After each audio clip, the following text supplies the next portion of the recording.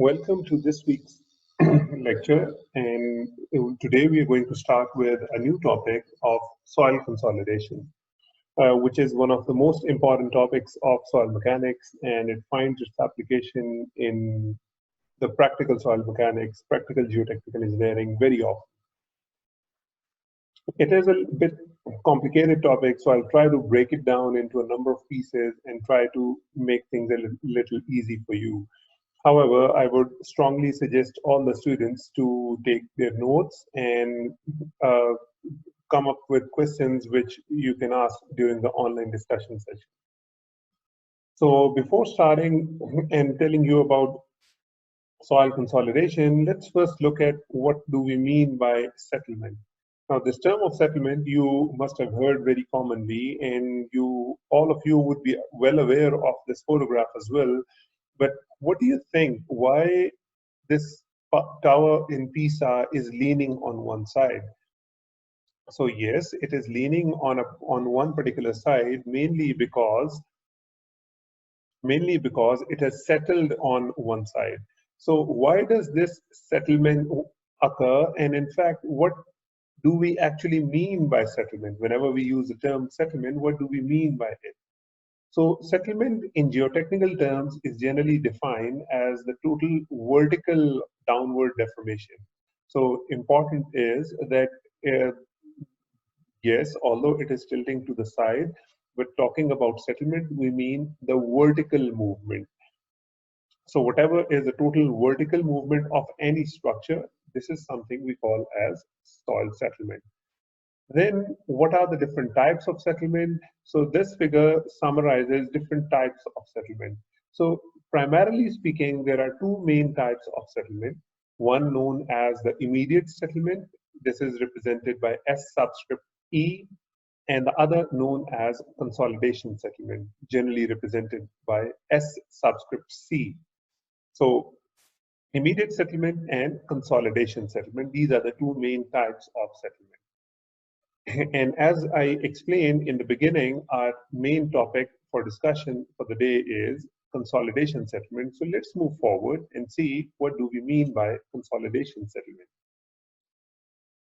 Before going into consolidation settlement, let's think for a moment that whenever the load or the stress is applied on the soil, what happens to the soil? Whenever we apply any load on the soil, for example, in the form of the construction of any building or movement of traffic or any other means, whenever any load is applied on the soil, basically this causes the applied load causes compression of soil. Now, what are the main reasons for the soil compression? What do you think are the main reasons for compression of soil? Now, while thinking about the reasons for soil compression, it would be good for you to think about the particulate structure, the three-phase system of soil that you have studied so far. If you think of a soil structure, for example, the three-phase structure in which you can imagine the soil particles, the air in between those particles, and the water in between those particles, thinking about that, just think and try to focus why does the soil gets compressed when you put some load on it. There are basically three different reasons because of which soil can get compressed. One is that the air which is in between those voids, which is filling those voids, that air can either get compressed or it can get expelled from those voids. So if that air gets compressed, that can lead to soil compression. In the same way, the solid particles, those solid particles, they can get crushed under the influence of the load, they can get distorted, they can roll over each other, and because of such distortion, soil compression can occur. And finally, the expulsion of water from the voids, it can also lead to soil compression. And if you'd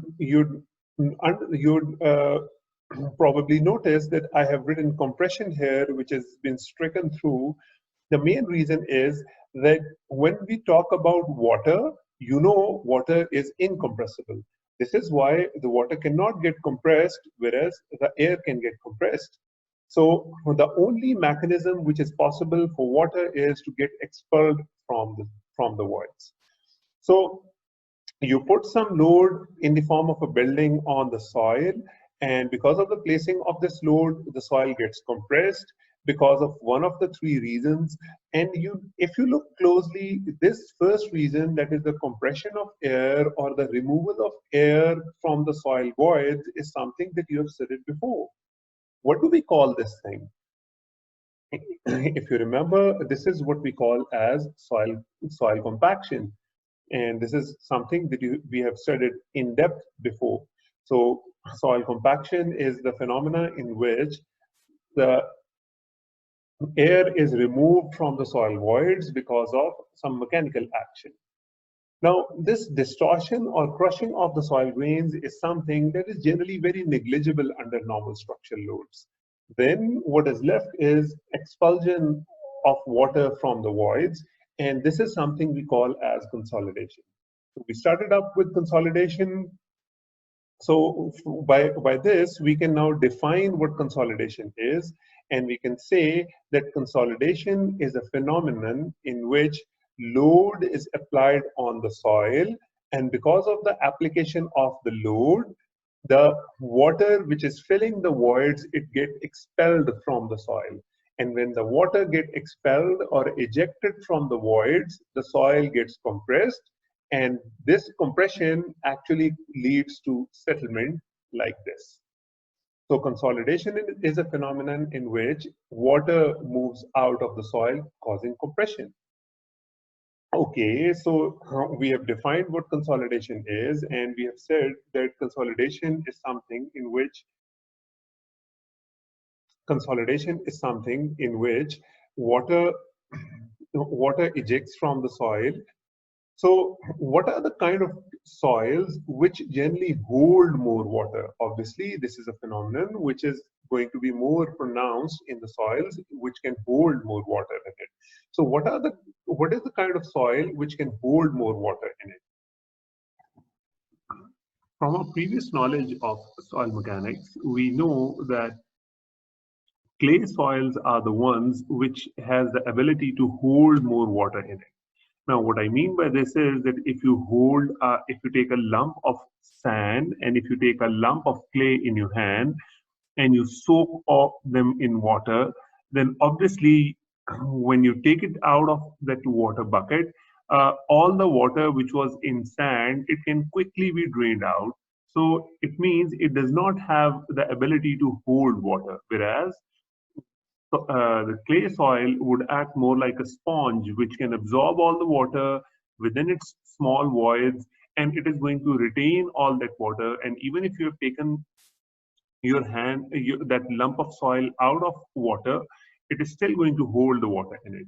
So it means the fine-grained soils are the ones which have the capability to hold more water.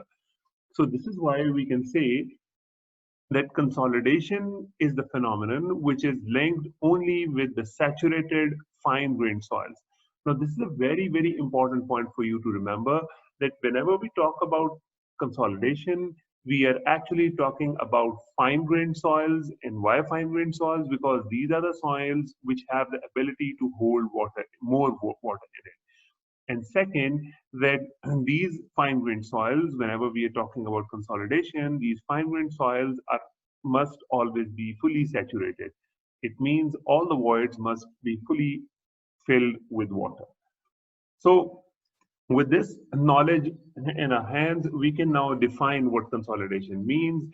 And consolidation means the compression of the soil mass due to the expulsion of water when subjected to external loads. So for example, if there is an external load in the form of a building, when this load acts on top of the soil, because of this additional load acting on the soil, if there is a saturated cohesive soil beneath, that soil, so water from that soil would be ejected out and a compression would take place, and this compression would be known as consolidation. So this is how we can now define what consolidation is. To have an even better understanding of consolidation, we can look at the three-phase soil system of the soil, a figure that you have seen previously as well. Now, we know we can convert this figure, and since we are talking about saturated soils all the time, so all the voids are filled with water. There is no air in it, and so it becomes, instead of a three-phase problem, it becomes a two-phase problem, that can be shown by the figure here. So this saturated fine-grained soil, before consolidation, if we apply a certain load on the soil, what will happen because of consolidation? Because of consolidation means that the water which is here, it would get ejected out of the soil, and because of water ejection, the overall volume would be reduced. The overall volume would be reduced, and this you can notice that the volume of soil solids is still the same, whereas the volume of water becomes less. So this is what we mean by consolidation. So through this, we can then define consolidation as the volume reduction due to the expulsion of water under the application of external loads. And it is important to remember that this always occur only in fully saturated cohesive soils and not possible in any other kind of soil. Okay, so what are the different kinds of damages that can occur because of consolidation? Why consolidation studies are important? So consolidation studies are important for us to have a good understanding that what kind of damages can occur because of consolidation. So what do you think, if the soil settles because of consolidation, what kind of damages can occur to civil engineering structures? Yes, one can be the settlement of the structures. The structures can settle, and settlement can lead to cracks in the walls and foundations. And this settlement can be of different types. It can be a uniform kind of settlement in which the whole building can settle, all can settle completely, as you can see here, or there can be differential settlement in which one part of the building settles more compared to the other parts of the building. So this is the most common type of settlement, which is the differential settlement, in which one part of the structure settles more compared to the rest of the parts of the building. So these are some of the common damages because of consolidation settlement. So in order to understand better the mechanism of soil consolidation, let's look at an example. And let's look at an example which I'll be calling as a spring cylinder model or a hydromechanical analog. What I mean by this is, by means of this example, what I'm going to try and show you the mechanism of consolidation. What happens to the soil and water which is present in the soil during consolidation. So in order to understand this example, let's consider a figure like this. Now what this figure is, this figure consists of a cylinder having a certain cross-sectional area, and this cylinder has this is filled with water and soil. So you can, in fact, this is filled with water inside. So it is all filled with water. Now this, at the center of it, there is a spring, and at the top we have a piston, which is a water-tight piston we have over here. So there is a piston at the top, there's a spring at the center, it is all filled with water. We also have a pressure gauge here by which we can measure the pressure. And then we also have an opening here which can be controlled by a valve. So right now the valve is closed. Now, what do you think? This figure, which I have shown here and tried to label, can you think of any real life object that would have this kind of structure? Some of you might have guessed it, that this is something similar to the shock absorbers that are used in motorbikes or cars. So these are the shock absorbers, and the internal structure of the shock absorbers are exactly like this. So we have a piston at the top, which is a watertight assembly. This is all filled with water. In this case, they are filled with oil. There is a spring over here as well. So when the weight comes on top of it, when the weight tries to compress it, so this spring gets compressed, this water pressure gets compressed because the valve is closed. So by using this example, we are going to try and understand the mechanism of consolidation. So if you have understood the basic structure this uh, of this spring cylinder model, let's see this in more detail. So it is the same piston that we have seen before. Let's put some load on it. Let's suppose that we apply some load on top of this piston. Now, what do you think? If this valve is closed and we put a load on top of it, what will happen to this assembly? If the valve is closed and we apply a certain load on it, because of the application of the load, this piston here would try to go down. But do you think that this piston can go down? Actually, this piston might not be able to go down because this valve is closed. And what will happen? So the pressure of water, the water pressure would keep on increasing. So this load is going to try and press this piston downwards, and the pressure of water is going to be increased, which is going to be reflected here in the pressure gauge. So this needle, which would have been at 0 initially, when you put some load on it, this needle would go higher. So the water pressure inside would increase. Now what we can do is, whatever is the total load that you put here, that is load P, that load can be carried by two things. We have two components inside this piston which can carry the load. Some part of the load can be carried by this piston here, this spring here, and some part of the load can be carried by water here. Let us call that the load carried by the spring, let's call it as represented as P subscript S, whereas the load carried by water, let's represent it by P subscript W. Now, in this case, when uh, in fact, in any case, whatever is the total applied load, all that applied load is going to be carried either by the spring or by the water. And if this is true, then it means that the total load is always going to be equal to the load carried by the spring and the load carried by water. Means whatever is the total load that you are applying on top of this piston, that total load is going to be equal to the load carried by this spring and load carried by the piston. Let us consider this first stage. In the first stage, when the valve is closed and you put this load on it, what will happen? Because the valve is closed, do you think that the spring will get compressed? The spring will not get compressed, or the spring will get compressed very, very little maybe.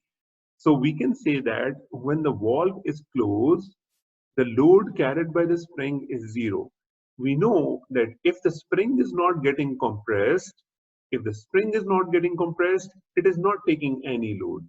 And if the spring is not taking any load, what is supporting the load of this block? Obviously, if the spring is not carrying any load, all the load is being carried by water inside. This is why the pressure here increases and the pressure here also increases. So we can say that when the valve is closed, the load carried by the spring is 0 and the load carried by water is equal to the total applied load. Now let's change the scenario a little bit.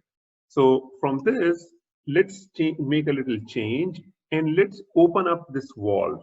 Now, if we open the valve, what will happen? If we open up this valve, this water here was under some pressure. And this water, because it was under some pressure, when we open up this valve, all the water will try to move out of this piston very quickly. And if the water is moving out of this piston very quickly, what is happening? What is happening to the pressure here? Obviously, if the water is coming out of this very quickly, the pressure is going to be released. So the hydrostatic pressure, which was inside this chamber, the pressure is going to be decreased. Now, if the pressure is decreasing, what will happen to the loads which was initially being carried by water? So obviously, if the pressure is being released, this will cause this piston to move downwards. And if this piston moves downwards, the spring will start getting compressed. Remember, in stage 1, when the valve was closed, there was almost no compression of the spring. But now when we have opened up the valve, now the spring has started to get compressed. And if the spring is now getting compressed, don't you think that in stage 1, the load carried by the spring, which was 0, now the load carried by the spring would be slightly higher, it will be increased? Yes, it will be the case. So in this case, the load which is carried by the spring will increase from 0, and at the same time, load carried by water will start on decreasing. But at any time, the total load is always going to be the summation of the load carried by the spring and load carried by water. In very simple words, I can explain it in this way, that since the total load, suppose this total load is 100 kilograms. So if this is 100 kilograms in stage 1, all 100 kilograms was taken by the water and 0 kilograms was taken by the spring. But now when you open up the valve, maybe a few minutes after opening up the valve, since the water pressure has been released, so maybe 50 kilograms is supported by water. So in stage 1, 100 kilograms was supported by water, but now maybe 50 kilograms is supported by water, but there is 100 kilograms weight here. So what is there which is going to support the remaining 50 kilograms? So obviously the remaining 50 kilograms is going to be supported by the spring. Now let's look at the third stage of this problem. At the third stage, we opened up this valve, the water started moving out, but what will happen long time after the opening the valve?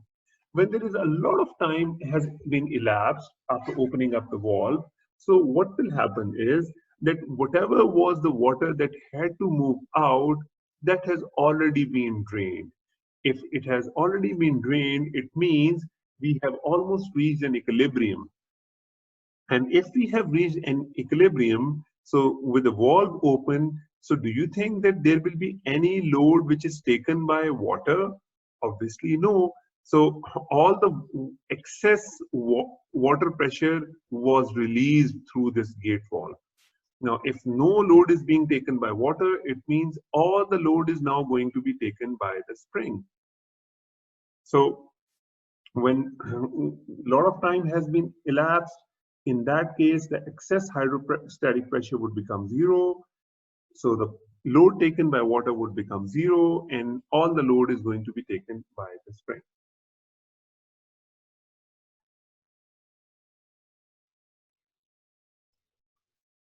So let's have a look at the quick summary of the 3 stages that we have discussed so far. In stage number 1, there was a load was applied on this spring cylinder model with a valve closed. When the valve was closed, so when you put the load on it, all the load is taken by water and no load is taken by the spring. It means we can represent it like this. So load of the spring is 0 and all the load is taken by water. When you open up the valve, just after opening up the valve, some of the load is taken by the spring and some of the load is taken by water.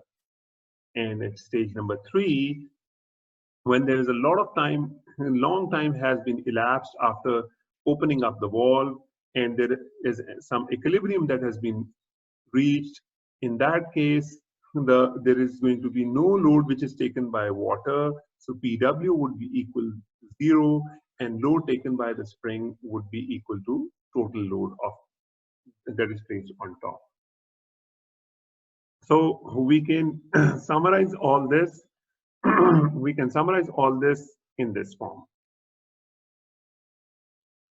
We can summarize this in this form, that the total load acting on the system, if it is P, load carried by water, we represent it by PW, and load carried by the spring, we represent as PS. So this equation holds true in all the time, that the total load is obviously going to be equal to the load taken by the spring and load taken by the water. Now, it is very, very important for you to understand this equation, because then if you can understand this equation, we can extend the same concept to soil mechanics. So you can see, in any case, if we say that this is the external load that we have applied on our spring cylinder, what is there which is taking the load? So in all the cases, you can say that this total load which you have placed on your spring cylinder, all this load is either taken by water or taken by spring. In the beginning, when the valve is closed, all the load is going to be taken by water in the form of excess water pressure. But when you open up the valve and the water starts draining, the excess water pressure which was developed in stage 1, it starts releasing, and the load taken by the water, it starts decreasing, and the load taken by the spring, it starts increasing. And finally, long time after placing the load, an equilibrium has been reached, and when the equilibrium is reached, there is no load which is taken by water, because the excess pore water pressure becomes 0, and all the load is taken by the springs. And this is something that is represented here. And if I ask you that what is the load which is taken by the spring only, you can obviously tell me that the load taken by the spring can be represented by this equation which is shown here. Now, what is the benefit of all this? The main benefit of this is that we can extend this spring cylinder model to explain consolidation of soil.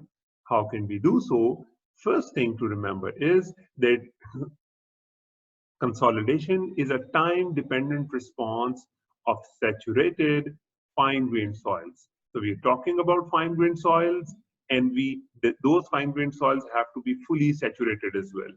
So by using this spring cylinder model, we can explain the time-dependent response or the consolidation behavior of saturated fine-grained soils. What we can do, suppose that this is soil structure here. Within the soil structure, there is water and there are soil particles as well.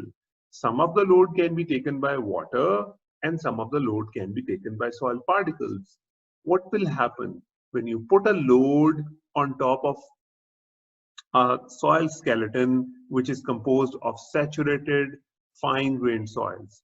When you put your load on top of a saturated fine-grained soils, immediately after placing the load, the water tries to go out, but because it is a fine-grained soil, so for the fine-grained soil, the permeability of the soil is very, very low. Because the permeability is very low, so immediately after placing the load, it acts as the valve is closed. The water tries to go out, but because of the low permeability of the saturated fine-grained soil, the water cannot go out. And if the water cannot go out, what will happen? What will happen is that all the load is going to be carried by water, and the pore water pressure would increase. So this is what happens in the beginning.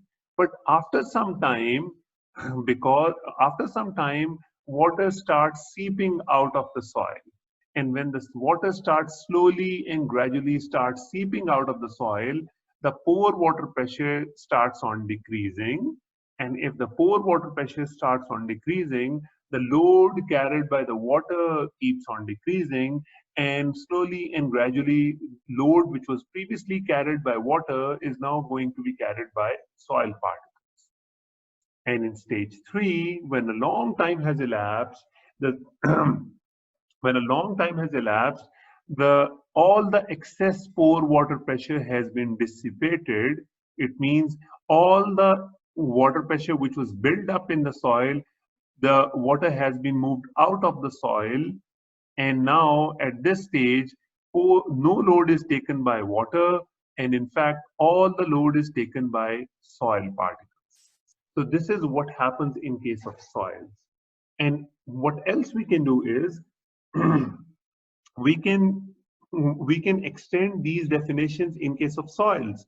Now, in case of soils, the total load acting on the system, if we talk about the total load which is acting on the soil, from our previous lecture that the total load which is acting on the soil is represented as the total stress. So the total stress represented by sigma represents the total load acting on the soil mass. What do we call the load carried by the water? The load carried by water, again from the previous lecture, you can relate this, that the load carried by water or the stress carried by water is represented by the pore water pressure, represented by symbol U. And finally, the stress or the load which is carried by soil particles is represented by sigma dash and known as effective stress. And by using these three symbols, we can replace these three symbols in the same equation as we have done before.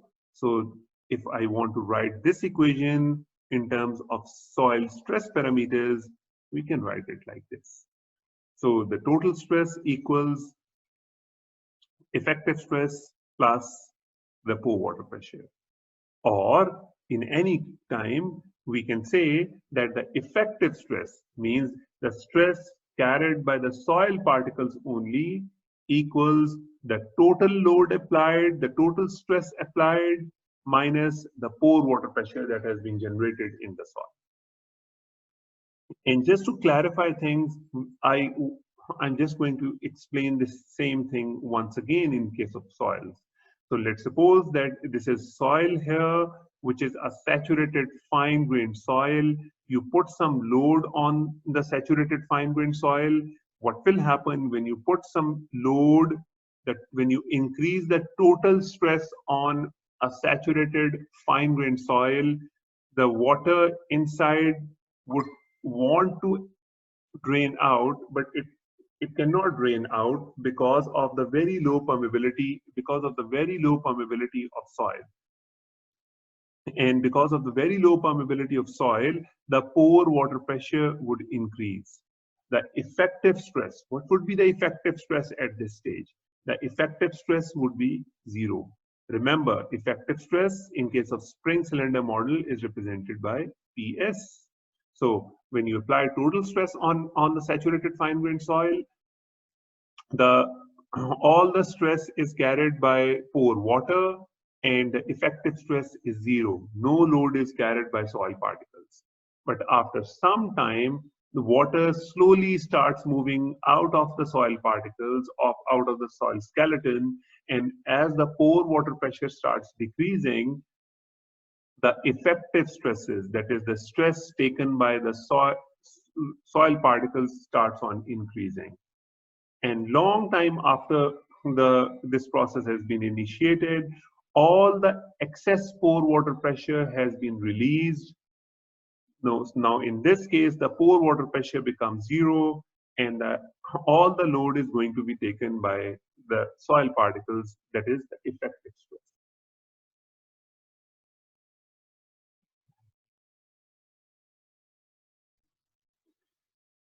And for your facilitation, I've tried to summarize all these things on this slide as well.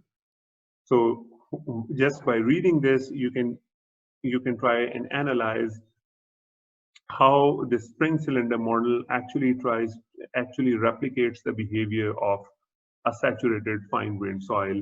and how it explains the time-dependent behavior of the soil as well.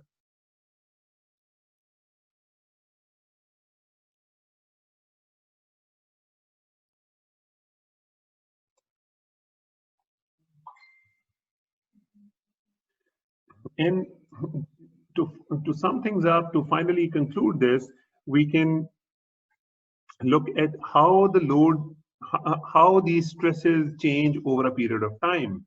So if I have a time axis on the x-axis here, and I represent these stresses on the y-axis, so what happens is when I put the load over soil, when I put the load over the soil, so the total stress is increased. So the total stress increases to the peak value. So suppose this load was 100 kilograms, so the total stress was increased up to 100 kilograms.